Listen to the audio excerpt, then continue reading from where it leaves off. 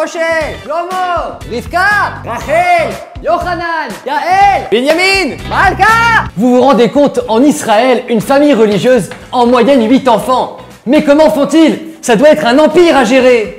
Des piles de linge à laver, plier, repasser. Des montagnes de vaisselle à nettoyer, essuyer, ranger. Mais pourquoi tellement de travail? Une petite famille, tranquille, c'est quand même plus simple. En fait, pas forcément. Demandez à une maman qui a 2 ou 3 enfants. Elle vous dira qu'elle est aussi très occupée toute la journée, entre le travail, la maison, les enfants. Mais la différence dans une famille nombreuse, c'est l'entraide.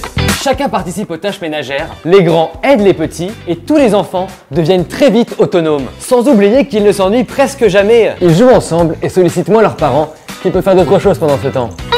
Maintenant, c'est vrai que beaucoup d'enfants, ça veut aussi dire beaucoup de dépenses. Il faut acheter les affaires d'école pour tous les enfants, les cartables, les habits et toutes les fournitures scolaires. Et les courses pour nourrir toute la famille. J'ose même pas imaginer la liste de courses interminable. Le lait, le pain, les fruits et légumes, les gâteaux. Mais comment font-ils? Déjà, à partir du 3e enfant, on dépense beaucoup moins que pour les premiers. On a déjà le mobilier, les poussettes et les habits qui passent d'un enfant à l'autre. Et pour l'argent, comme l'enseignent nos sages, chaque enfant vient au monde en apportant une bénédiction spéciale. Même si chaque enfant ne reçoit pas autant qu'un enfant unique, à côté de ça, il reçoit une super préparation pour sa vie d'adulte.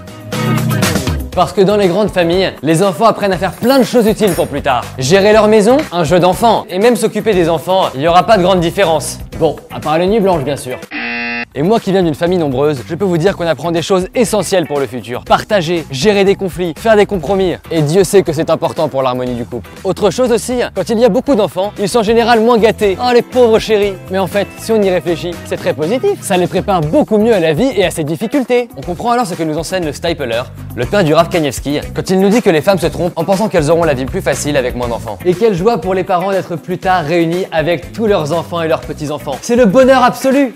Imaginez le bienfait pour le peuple juif. Des parents qui auront 10 enfants, qui auront eux-mêmes 10 enfants, auront 100 petits-enfants. Sur la 3e génération, 1000. Sur la 4e, 10 000. Et sur la 5e, 100 000 descendants. C'est pas extraordinaire ça? Finalement, peu importe le nombre d'enfants que vous aurez, je vous souhaite beaucoup de courage et de joie et soyez tous bénis.